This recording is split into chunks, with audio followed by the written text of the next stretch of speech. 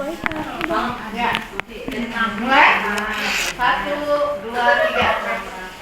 Bismillahirrahmanirrahim. Assalamualaikum warahmatullahi wabarakatuh. Waalaikumsalam warahmatullahi wabarakatuh. Alhamdulillah pada kesempatan kali ini saya masih diberi kesempatan oleh Pak Mer dan juga oleh tim revisi untuk bisa menyampaikan presentasi sebagian materi yang sudah Pak Mer berikan kepada saya khususnya. Mungkin tidak sedetail Pak Mer gitu ya. Jadi insya Allah semaksimal mungkin akan saya paparkan materi-materi yang sudah saya buat di slide berikutnya.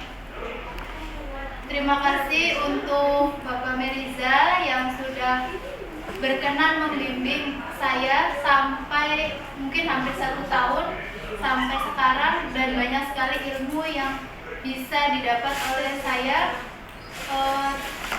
terkait tentang bisnis, karena basic saya memang bukan seorang pebisnis, yaitu dari mulai pengajar baru berbalik arah, bukan berbalik, berbelok gitu ya, berbelok jadi seorang entrepreneur. Terus untuk NBC juga terima kasih karena memberikan kesempatan untuk bisa bergabung di sini dan bisa menimba ilmu di sini. Langsung saja, untuk kesempatan kali ini saya membawa produk Yusam, yaitu bakso ikan.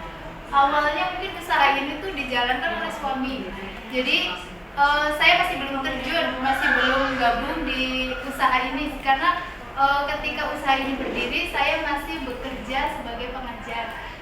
Setelah resign baru saya betul-betul bergabung, betul-betul memahami apa itu bisnis, apa itu entrepreneur. Di sini finansial literasi dalam keuangan rumah tangga, memisahkan antara keuangan perusahaan dan juga rumah tangga, baru dilaksanakan ketika masuk ke kelas INBIS. Jadi waktu kelas binaan itu masih belum Pak. Jadi uang perusahaan, uang keluarga itu masih satu gitu, belum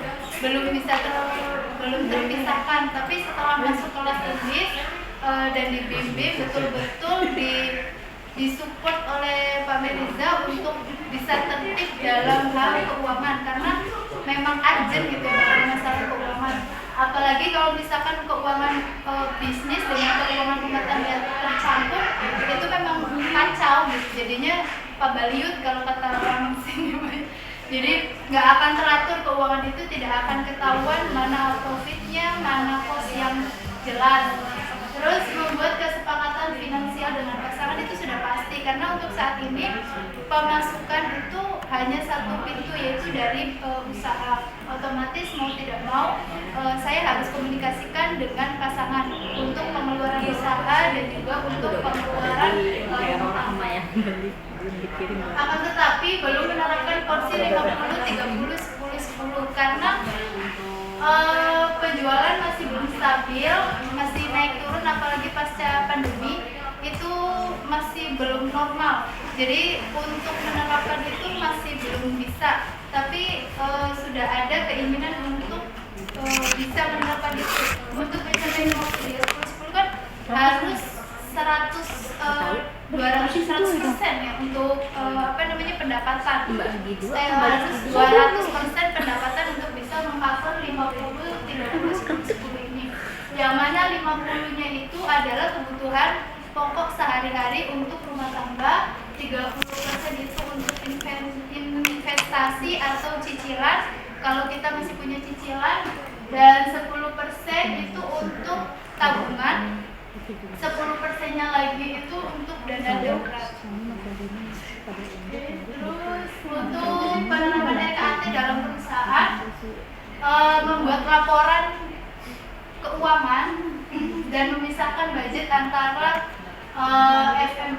berdasarkan FMOH, di mana F-nya itu finance. Finance itu terdiri dari biaya admin, biaya transfer dan bunga, Dan ada marketing. Marketing di sini mencakup biaya untuk iklan ataupun promosi ataupun apa yang berkaitan dengan produk kita. Ada operating. Operating itu adalah operasional untuk produksi. Seberapa banyak budget yang kita keluarkan untuk produksi. Dari mulai pembelian bahan baku, terus pembelian kemasan dan lain sebagainya untuk menunjang produk yang maksimal. Terus ada human resource. Human resource itu masuk ke dalam pembiayaan gaji atau upah atau tunjangan untuk karyawan, untuk manajemen dan lain-lainnya. Nah, setelah adanya RKAT ini, jadi bisa terlihat revenue kita itu berapa, pemasukan kita itu berapa, targetnya berapa, realisasinya berapa. Di situ saya baru menerapkan setelah ikut kelas, pas masuk kelas INBIS, yaitu per bulan Januari 2023 itu baru saya terapkan. Dan di situ terlihat per bulannya itu selisihnya berapa antara target dengan realisasi yang ada di lapangan. Terus apa sih itu entrepreneurship? Entrepreneurship adalah pola pikir yang berubah menjadi sikap mental dalam melihat atau menciptakan peluang dan berubah menjadi sesuatu yang bernilai ekonomis sehingga memberikan manfaat kepada pastinya diri sendiri. Karena usaha dibangun mau tidak mau itu konsep awalnya adalah ujung-ujungnya kan duit. Atau kata bapak kan gitu kan, ujung-ujungnya duit. Jadi kalau ujung-ujungnya duit, udah pasti diri sendiri tuh ingin merdeka secara finansial, secara keseluruhan. Jadi untuk diri sendiri udah pasti kita menginginkan profit yang lebih besar, untuk bisa menikmati laba. Terus untuk orang lain itu people itu di sini ada dua, ada karyawan dan juga ada konsumen. Karena bisnis diciptakan atau usaha kita diciptakan berdasarkan dari masalah orang lain. Masalah orang lain itu kita jadikan peluang, dan bagaimana caranya kita bisa memproduksi produk yang menjadi solusi untuk masyarakat atau konsumen yang sedang mempunyai masalah. Terus ada alam atau planet. Bisnis saya kan olahan ikan. Itu untuk limbah kita tidak mencemari, karena proses pemfiletan itu kita langsung di TPI, Pak. Jadi itu sudah ada tempat khusus untuk pembuangan limbahnya itu. Cuman yang sekarang tuh masih jadi PR, bagaimana caranya saya bisa mengolah limbah seperti kulit, kepala dengan bagian-bagian ikan yang tidak terpakai itu untuk dijadikan produk turunan. Tapi masih ada keterbatasan satu dan lain hal, sehingga masih belum terlaksana untuk membuat produk turunan itu. Terus harus bersifat dalam jangka panjang atau sustain. Jadi kita harus harus optimis kalau usaha yang kita bangun itu bisa berjalan semoga bisa sampai kita turunkan ke anak cucu, supaya usaha yang kita bangun itu tidak mentok di 1 atau 5 tahun, bahkan bisa sampai ke puluhan tahun. Jadi kita harus tetap optimis bagaimana caranya usaha itu tetap berjalan, dan harus tumbuh, harus grow. Harus grow itu maksudnya sekarang mungkin posisi saya ada di mikro. Nah, bagaimana saya bisa naik kelas dari mikro ke menengah, dari menengah ke kelas yang besar gitu. Itu sudah ada cita-cita untuk ke situ, tapi semua kan perlu proses. Jadi sekarang saya nikmati dulu proses keadaan yang ada masih di tahap mikro ini. Mindset kewirausahaan. Yang pertama, pasti punya visi yang jelas, karena bisnis dibangun itu harus dengan visi yang jelas. Visinya apa sih? Misalkan orang membuat sesuatu itu pasti ada tujuan yang akan dicapainya itu apa. Kalau misalkan saya pribadi untuk visi membuat bakso ikan tuna ini, mungkin awalnya produk biasa, tapi saya punya visi 5 tahun ke depan tuh ingin seperti apa sih bakso ikan tuna itu. Apakah punya outlet sendiri dengan berbagai dengan cabang di mana-mana gitu, dengan cabang di daerah-daerah di kota-kota besar atau apa, itu kan punya tujuan tersendiri. Terus selalu mencari peluang.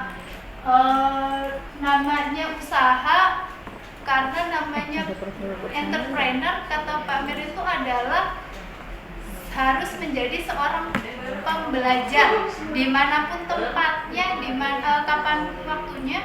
Ya kita tuh harus semangat untuk belajar, untuk bisa menangkap peluang yang ada. Apa sih yang ada sekarang di pasar tuh yang sedang tren tuh apa? Bagaimana caranya kita bisa mendapatkan peluang itu? Dan berpikir kreatif itu tadi, kreatif itu didapat dari bagaimana kita belajar, di mana kita belajar, dan inovatif, memunculkan ide-ide untuk bisa menciptakan suatu produk. Berpikir cepat dan bertindak cepat, karena permasalahan konsumen itu silih berganti, datang begitu cepat. Jadi mau tidak mau kita harus berpikir untuk bisa mencari peluang itu dan harus bertindak secepat mungkin gitu untuk bisa menyelesaikan masalah konsumen, karena semakin banyak masalah konsumen, semakin banyak peluang untuk kita. Terus berorientasi pada konsumen, balik lagi, masalah konsumen adalah peluang untuk kita sebagai pebisnis, bagaimana caranya kita bisa memproduksi suatu produk yang menjadi solusi untuk konsumen. Manajemen risiko, ini yang masih jadi PR banget Pak, karena betul-betul belum bisa memanage risiko, atau misalkan dalam jangka pendek ataupun jangka panjang itu masih belum dipahami untuk manajemen risiko. Mungkin sambil berjalan dan arahannya juga ke Pak Met. Terus pantang menyerah karena bisnis sebagai pilihan hidup. Bisnis adalah pilihan hidup saya dan suami, karena sekarang mau tidak mau ya, karena saya udah resign, suami juga resign dan memilih untuk bisnis, ya maka apapun yang terjadi ya kita tetap fokus ke bisnis gitu. Ibaratnya nyawa kita tuh ada di ujung tombak bisnis. Kalau misalkan kita mau tetap hidup, ya kita harus terus gitu, harus terus komitmen dengan komitmen yang pertama gitu, ataupun komitmen tinggi. Ya namanya orang kalau misalkan sudah memilih satu pilihan, ya mau tidak mau kita harus komitmen. Terus manajemen waktu dan disiplin. Manajemen waktu itu pasti tidak hanya di bisnis saja, tetapi di segala bidang itu perlu sekali untuk manajemen waktu dan disiplin. Supaya apa? Supaya semuanya tidak kacau, semuanya tidak berantakan, semua ada aturan. Waktunya untuk produksi, waktunya untuk marketing, waktunya untuk untuk pembukuan dan lain sebagainya. Dan disiplinnya itu saya sendiri masih belepotan Pak untuk disiplin, tapi berusaha semaksimal mungkin untuk bisa menerapkan apa yang sudah saya pelajari, apa yang sudah saya komitmenkan di awal.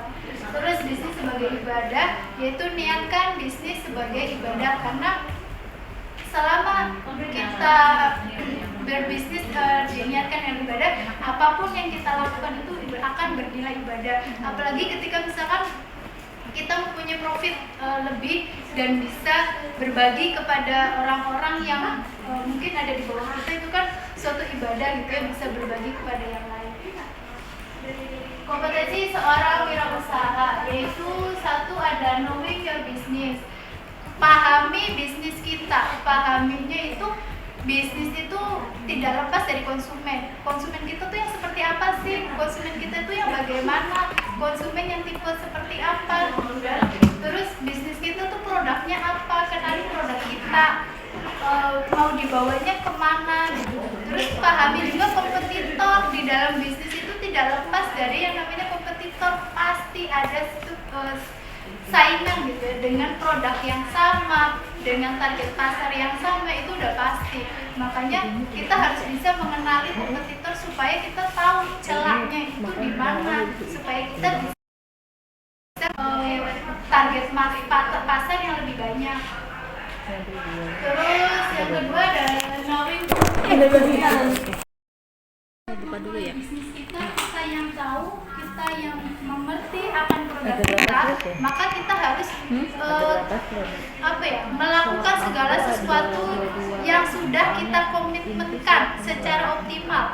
Mau tidak mau kita sudah terjun nih di dunia bisnis, jadi kita harus maksimal, harus optimal melakukan apapun yang ada di dunia sekarang, di dunia di bisnis kita sekarang. Terus managing time udah pasti, waktu adalah uang. Kalau kata orang-orang yang mungkin kelasnya sudah berpenghasilannya yang udah miliaran atau bahkan triliunan, tapi mungkin bagi kita juga sama gitu. Managing time, mau nggak mau produksi masih, kalau saya pribadi produksi masih ditangani sendiri, jadi waktunya produksi ya harus produksi gitu kan, tidak bisa karena belum autopilot. Itu sudah ada rencana untuk ke sana tapi masih belum bisa, cuman sudah ada cita-cita untuk ke sana. Terus managing finance ya tadi, yang FMOH itu harus diterapkan, karena kalau dalam berbisnis tidak diterapkan managing finance itu betul gitu ya, uang tuh bececer, enggak karuan adanya di mana, ini untuk apa peruntukannya, ini bagaimana, ini keluarnya untuk apa, kita nggak tahu gitu. Makanya ada managing finance itu yang tadi udah ada FMOH-nya, jadi udah jelas di situ.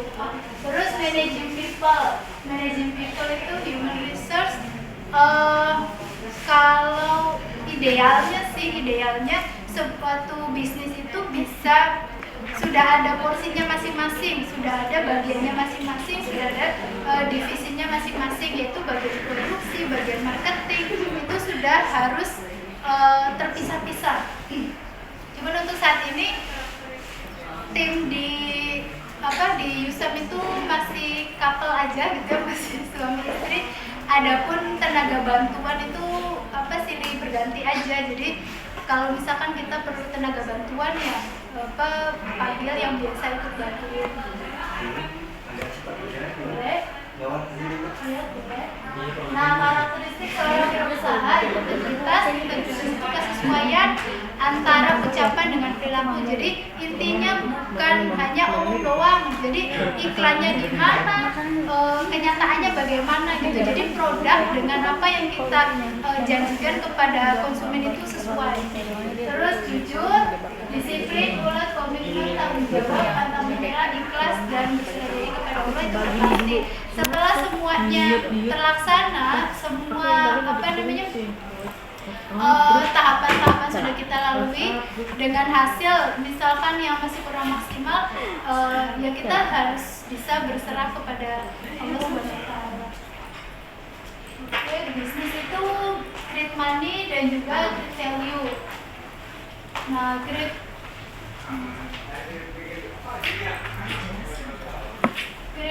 money udah jelas, bisnis itu adalah menghasilkan uang. Dan untuk create value, bagaimana menghasilkan suatu nilai.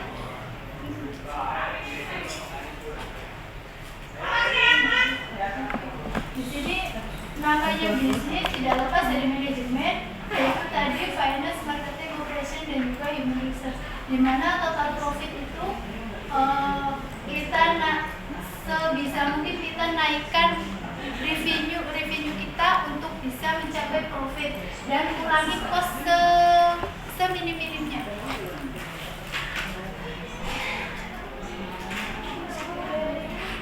Nah, untuk create value itu kan shareholder atau pemegang saham itu, ini kita harus bisa menciptakan bisa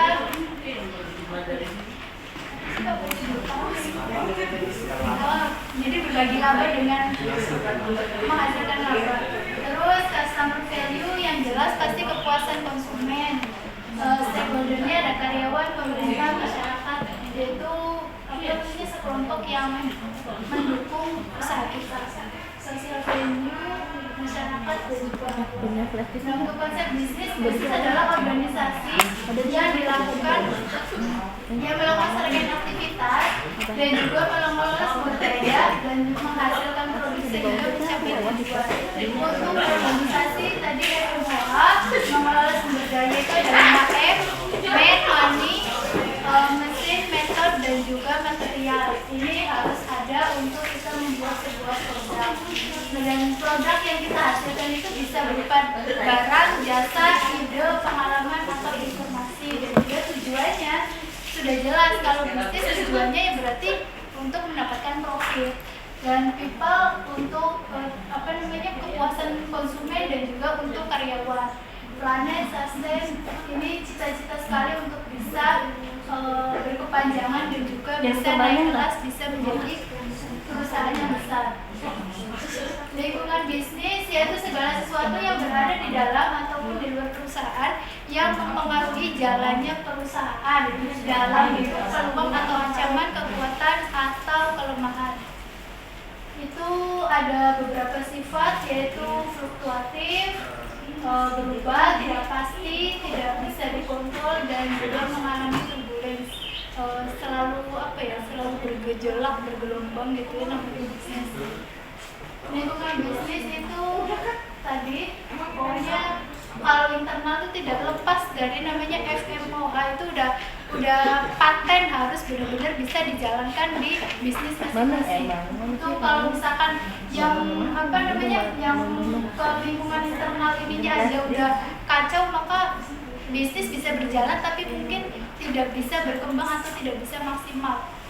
Terus lingkungan eksternalnya ada consumer, kompetitor, channel, nggak bisa dimasukin ke itu tuh WA, kirim makro, bisa email nggak? politik, ekonomi sosial, Email dan aja. lingkungan eksternal global. Dan manajemen itu bagaimana bekerja dengan dan menolong orang lain untuk mencapai suatu tujuan secara efektif dan efisien. Pastinya segala sesuatu yang kita kerjakan harus termanage. Bagaimana tadi manajemen waktu, manajemen konsumen, manajemen digital. Di bagian manajemen itu ada proses yaitu planning, organizing, executing, and controlling. Planning itu kita membuat perencanaan. Setelah membuat perencanaan, mengorganisasi atau misalkan mengkotak-kotakan. Ini misalkan karyawan ini pasti di mana, terus bagian apa, jadi sesuai dengan job desk masing-masing. Terus ada executing. Setelah planning dan organizing itu tidak akan ada dampaknya kalau kita tidak action, tidak bergerak. Maka di executing ini kita jalankan apa yang sudah diplanningkan. Terus controlling, setelah berjalan apa yang perlu dievaluasi kita kontrol terus untuk bisa menghasilkan sesuatu yang terus ada sebagai fungsi yaitu finansial, marketing, dan pemanfaatan aplikasi digital. Untuk saat ini aplikasi yang dipakai itu masih Excel, RKT. Terus untuk marketingnya ada WhatsApp Business, Instagram, Facebook, ini Pesona JNT, Tokopedia, Shopee, PLN Mobile, dan untuk GoFood dan juga GrabFood itu untuk yang toko online, toko offline. Untuk desain TV-nya, empasisnya itu Pak, saya bikin seperti ini Pak, satu slide. Jadi ya, nanti paling direvisi ya Pak ya untuk ini. Untuk desain thinkingnya itu empathize masalah saat ini minim mengkonsumsi ikan. Betul tadi kata Teh Fauzia, karena sekarang tuh anak-anak lebih gemar makan ayam atau daging sapi. Jadi orang tua tuh nggak mau ribet karena ikan tuh memang ngolahnya Wah, agak-agak ribet itu karena bau amisnya, karena apa namanya, pokoknya banyak karena emang betul gitu. Dulu saya di sekolah itu kalau misalkan menu makan siang ikan itu utuh gitu, tidak ada yang makan. Makanya bagaimana caranya mengolah ikan itu supaya tidak berbentuk ikan atau tidak ada aroma amis yang mungkin orang-orang tidak sukai gitu. Nah, di sini minum konsumsi ikan dikarenakan aroma dan rasa amis yang dihasilkan serta kurang praktis untuk pengolahannya. Sedangkan kandungan gizi ikan itu sangat diperlukan oleh tubuh kita. Nah, Rifainya ini akar masalahnya tuh belum ada olahan ikan tuna secara praktis tanpa bahan pengawet serta aroma yang tidak amis. Itu yang saya yang saya ketahui di pasar itu ada produk kaleng ikan tuna, tapi itu kan sudah ada pengawetnya gitu ya, jadi bukan ikan tuna yang fresh gitu. Terus untuk idenya membuat inovasi produk dengan menggunakan bahan baku ikan tuna. Terus prototipenya membuat bakso ikan tuna dengan cita rasa yang lezat, bergizi dan tanpa aroma amis.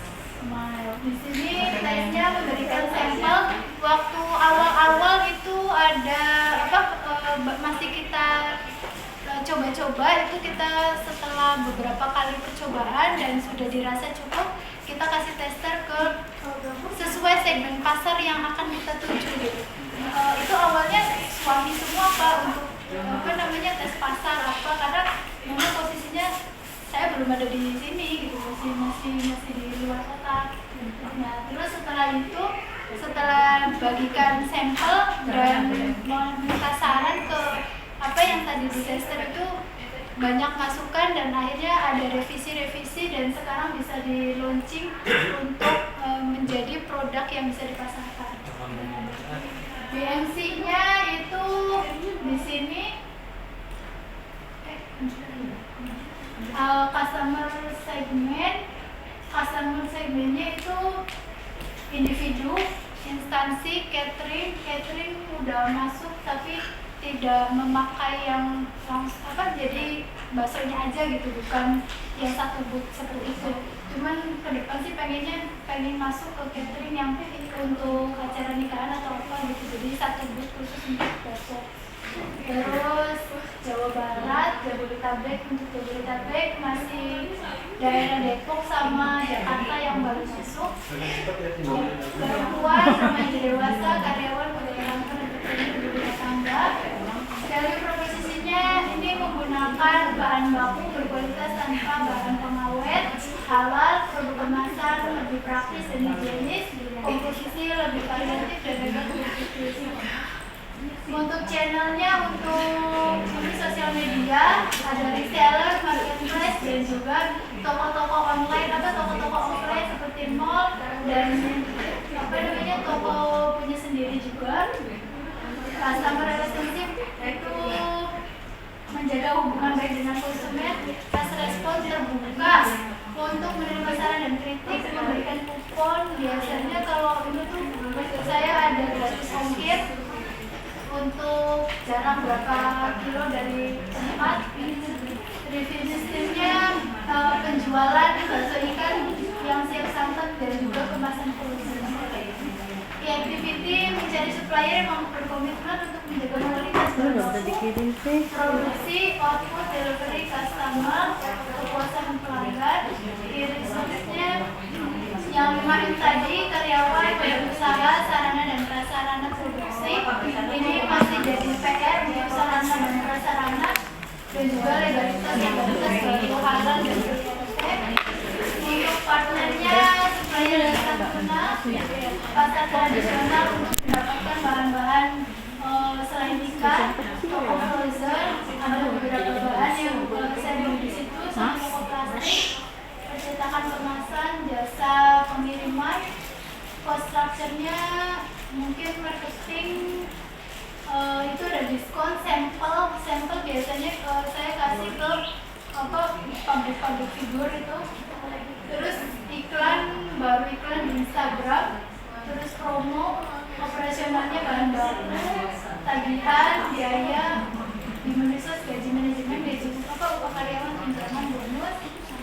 Dan proses kewirausahaan, saya sudah memilih pilihan hidup sebagai pebisnis, maka di sini saya harus bisa mengambil peluang dan bisa memaksimalkan sumber daya yang ada untuk bisa menciptakan produk yang berkualitas. Oke, sekian presentasi dari saya, kurang lebihnya mohon maaf. Terima kasih untuk Pak Meriza untuk edisi. Semoga ilmu bermanfaat dan terima kasih. Assalamualaikum warahmatullahi wabarakatuh. Oh iya, saya tuh selalu teringat kata-katanya Pak Mer. Ini saya kutip dari kata-kata Pak Mer ya.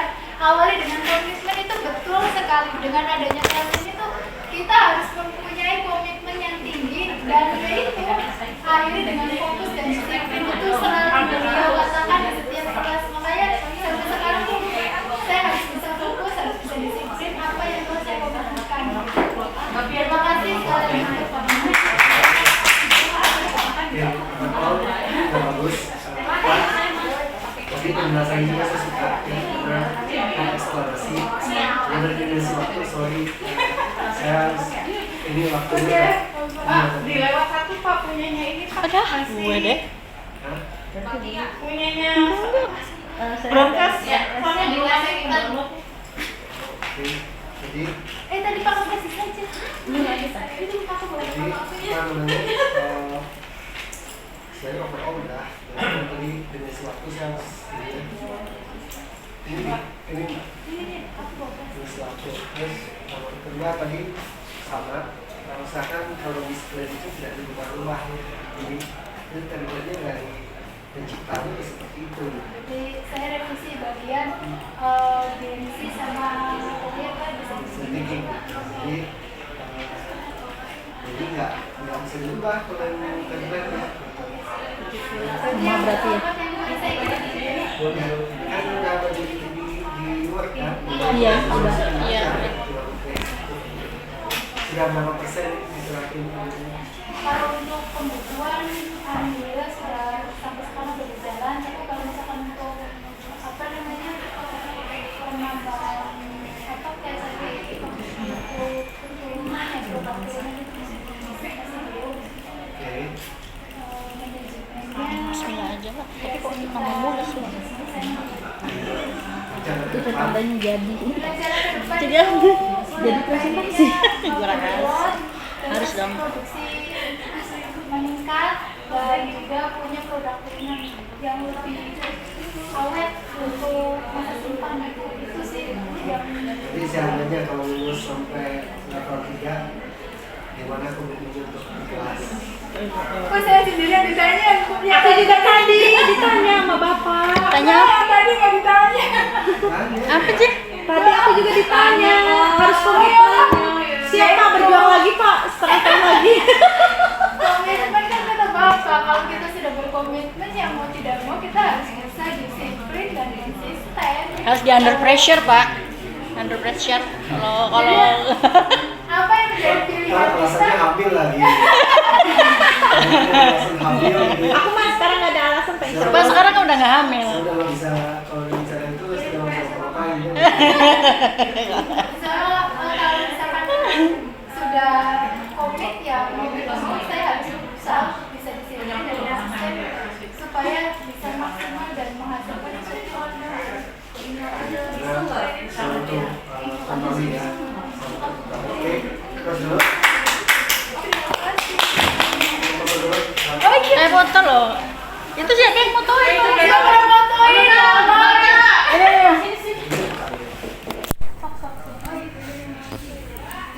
Itu dimatiin dulu belum?